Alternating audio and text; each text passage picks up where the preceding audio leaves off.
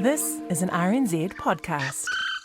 In 2021, it'll be 50 years since New Zealand's first and only aluminium smelter was fired up. We started the pots, I think, in April, on the 23rd of April 1971. 50 years of cutting-edge industry. They are really at the top of their game. We can be proud of the All Blacks and we can be proud of the people at Tiwai Point, I think. And controversy.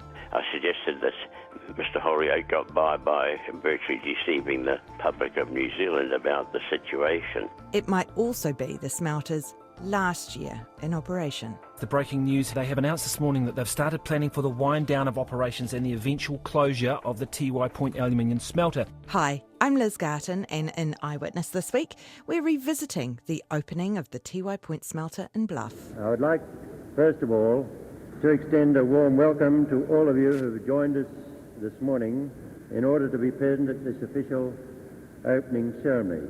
Of course, the opening isn't really the start of the story. For that, you have to go back about 10 years, to the 1950s, when Consolidated Zinc, an Australian mining company, discovered a heap of bauxite in the far north of Queensland. So bauxite is the raw material. From it, you extract alumina, and then you biff that into the smelter to produce aluminium. It's obviously way more complicated than that, but let's just stick with the basics for now. Now, the key thing you do need to know is that to smelt aluminium, you need piles and piles of electricity, like enough to run a decent-sized town. So Consolidated Zinc has all this bauxite and starts looking for somewhere to build a smelter, somewhere close to a cheap electricity source. Last evening, I signed, as Minister of Works, on behalf of the New Zealand Government, an agreement with Consolidated Zinc Proprietary Limited of Australia. It's 1960, and this is the aptly named Hugh Watt. This agreement he's talking about gives Consolidated Zinc the go-ahead to build a hydropower station and an aluminium smelter here in New Zealand.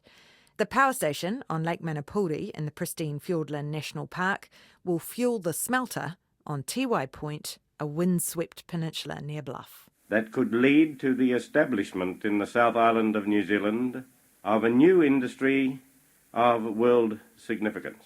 Unfortunately, the company, which had become known as Comelco, hit hard times, and by 1963 it couldn't afford to do both projects. So the government offered to build the power station. It was the start of a partnership that spanned half a century, and I guess you could say at times it's had its ups and downs, like at the beginning, when Comelco wanted to raise the lake to ensure better electricity production. A lake which sits in a protected area, an area considered of national importance. The islands of Manapuri, which are about some 26, most of them are vegetated, and that forest has got an interesting community of orchids, particularly two species of orchid which normally grow up in the tops of the trees. They're called epiphytes, and on these islands they were growing at ground level. This is Alan Mark. Today he's Sir Alan and an emeritus professor at Otago University. But back in the late 60s he was a budding ecologist. And in the summer of 69-70 he oversaw a study of Lake Manapuri. It was clear to us that the issue was complicated. Sir Alan's report found that raising the lake would have terrible consequences, and he went public about it. By our assessment, the increase in lake levels would only increase the annual generation of electricity by 4.5% on an average annual basis, which we considered was not essential to the smelter, and the cost ecologically, environmentally and aesthetically would have been major. Now this put the government in a bit of a difficult situation. You see, it really wanted the smelter, a new industry for the country, a diversification from our reliance on agriculture, and it had already agreed to raise the lake. But the damage it would do was too much for the New Zealand public to stomach. A conservation movement was born, spawning our biggest protest action ever. One petition about it got 250,000 signatures. About 10% of the population of New Zealand at the time. So it was very obvious that the public of New Zealand was strongly opposed to the lake raising. The devastation that is the inevitable camp follower of all construction works is not an attractive sight in this hitherto untouched country. It is part of the price of progress, and progress at Manapuri is presenting a pretty large bill. Early current affairs shows like Compass covered the story, and the welfare of the lake became an election issue. Eventually there was a commission of inquiry, and Sir Alan was called to give evidence. I was cross-examined about the issue of going public. Yeah, it was pretty penetrating, really, and difficult to follow. And I would have to say the university, from the Vice-Chancellor down, was totally supportive and not undermining, my credibility, because there was certainly many attempts to undermine my credibility. Yeah, it was pretty sobering at the time. National would go on to lose the 1973 election, and the incoming Labour government would create the Guardians of the Lake. It's a statutory body which still gives advice on how to ensure power while protecting Fiordland's lakes. And the government made Sir Alan the chair. While all this was going on, Comelco was getting on with building its smelter at Tiwai Point. Now, after the years of doubt and indecision, this windswept wasteland of Tiwai Peninsula, opposite Bluff Harbour, is about to be subjected to activity as intense as any ever seen in New Zealand. Hello. This is John Marshall. Through the 60s, he was working for a sawmill over Tuatapere Way, on the edge of Fiordland, to the west of Bluff. I was one of their delivery drivers, so I was called upon one day to take a truckload of timber down to Tiwai Point. Never heard of it before. That first visit was pretty memorable. Nothing there at all. When I arrived in the morning, it had to be about 10 o'clock or a bit after 10 o'clock, and there was nobody there at all, nobody around. Couldn't see anything much. And I was just wandering around looking for somebody to talk to, and then all of a sudden there was a great roar and a lot of black smoke. And all the contractors have started their bulldozers and motor scrapers up again. The air was just full of black smoke. Yeah, that was the very beginning of Tiwai Point.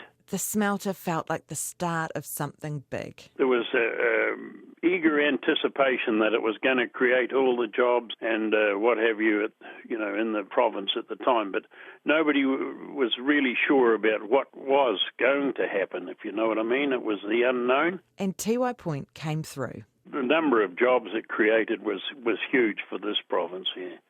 It meant a lot of the young people didn't have to leave the province for work and what have you, so, yeah. Flow-on effect was huge. I would have come back there in about October, November 1970. Yes, and our daughter was born 6 weeks later.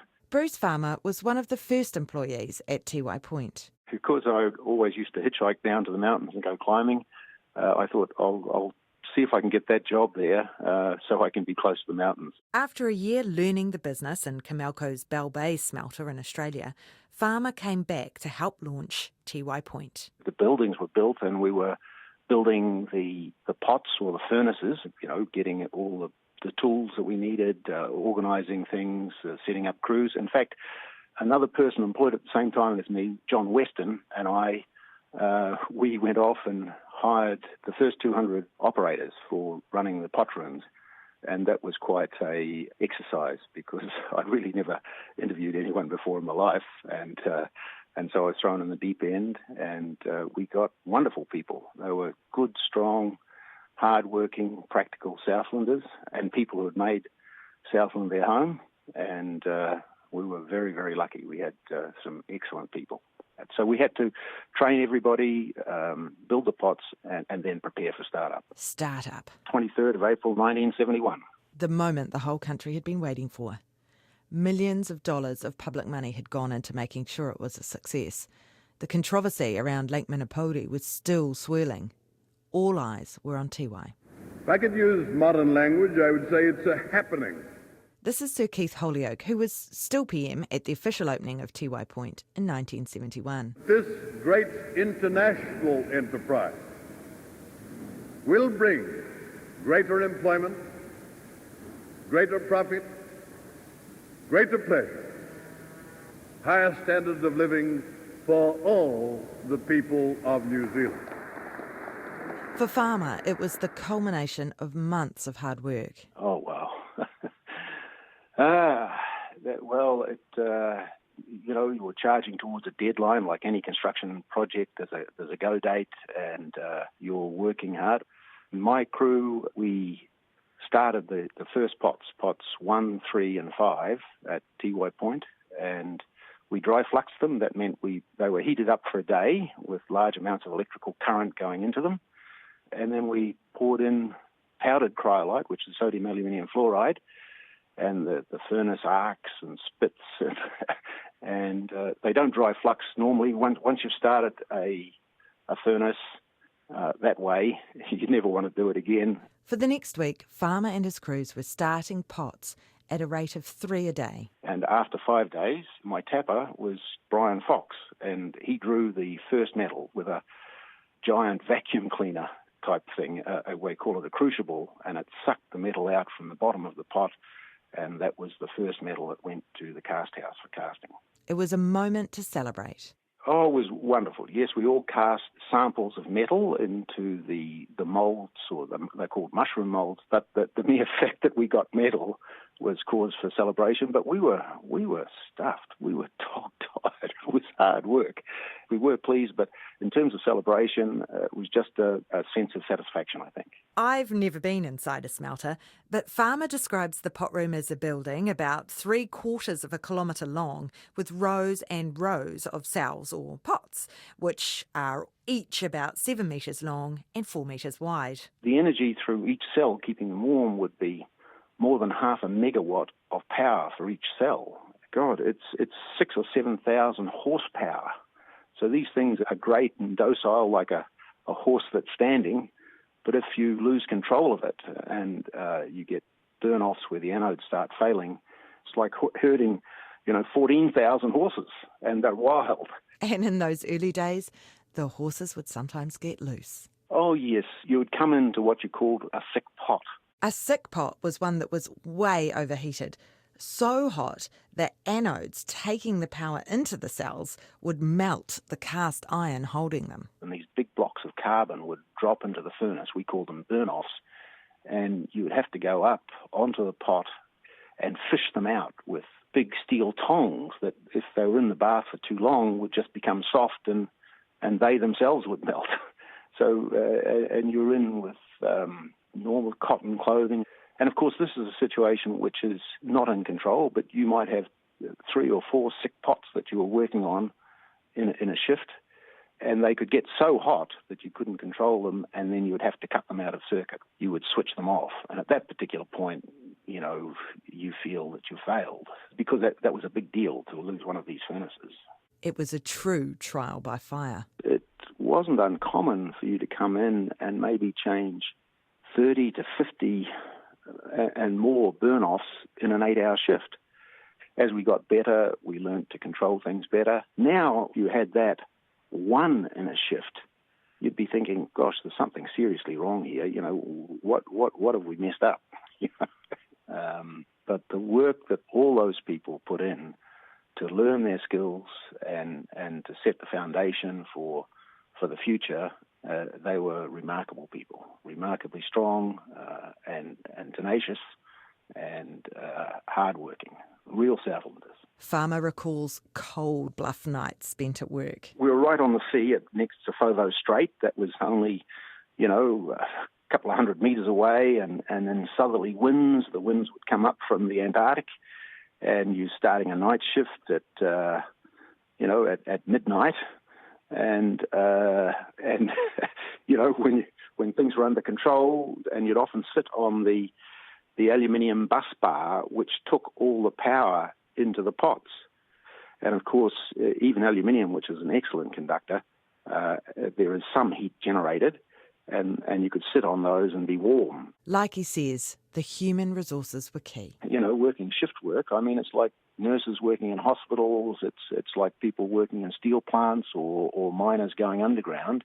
You are relying on people doing work that you can do safely, or if you do it carelessly, it would be done dangerously. And you're dealing with hard physical work where people and their stamina is tested, so you get to know people very well. It was hard, but rewarding work. we were actually manufacturing something. We took this, we used New Zealand electricity, we used our New Zealand skills, and we produced aluminium that the country needed for electrical conductors, for all of the buildings, the aluminium windows, for the electronics industry. I mean, we were really doing something worthwhile. They were making the world's purest aluminium. It's like 99.9% pure. And that isn't all that goes on at Tiwai either. You have people casting alloys to make the alloys for aluminium wheels, for aircraft wings, for all sorts of different alloys. And then you have the people in the carbon plant producing the carbon electrodes. You have people reconstructing and building the cells. And then you have a huge body of maintenance people, fitters and turners, electricians. Tiwai Point is a massive industrial complex. In its first year, Tiwai produced 42,000 tonnes of metal. Last year, it made more than 300,000 tonnes. In the last 50 years, it's weathered industrial strikes and the worldwide energy crisis. There have been developments too. A third reduction line was constructed as part of Muldoon's Think Big economic stimulus scheme in the 80s. Don't waste that can. Aluminium cans and the recycling of them was a huge deal through my childhood in the 80s. And in 1996, the smelter got a $465 million revamp. Today, Tiwai Point is Southland's second biggest workplace, employing around 1,000 people. According to the website, it contributes more than $400 million to the Southland economy every year. But it also uses more than 10% of the entire country's electricity. Its closure, just like the opening, will have a big impact. I'm sure the people of Southland hope the smelter will continue. It's an interest to all Southlanders, the Tiwai smelter, when you're producing some of the best quality aluminium in the world. Anything that we can't grow has to be mined and produced like aluminium at Tiwai Point. So it's the basis for our comfortable lives. The company will make its decision, I think, on the basis of the economics of aluminium production on its own terms. Presumably the government will have to wear whatever the decision is. These things affect everybody, and it's downstream. It doesn't matter what happens. It'll affect the Aucklanders, and it'll affect everybody. There's an awful lot at stake. Camalco, yes sir, Camalco. That's the place they're going. Thanks for listening to this episode of Eyewitness, produced by me, Liz Garton, and engineered by the wonderful Blair Stagpool. This brilliant song, called Camalco, is by Max Macaulay. Thanks so much to Houghton Hughes for letting us use it. For more on Tiwai Point, I can fully recommend Clive Lunn's beautiful book, The People and the Power. And I'd especially like to thank Bruce, Sir Alan and John for sharing their recollections, and Ngā Taonga for the archival audio. Thanks also to Andrea Carson at New Zealand Aluminium Smelters for sharing the great photos you can see on our webpage, and one of the funniest books I've read all year. For other great RNZ podcasts like Voices, check out rnz.co.nz. Eyewitness and all our podcasts can be found on Apple Podcasts, iHeartRadio and Google Podcasts, or whatever platform you like to use. If you can, subscribe and rate us.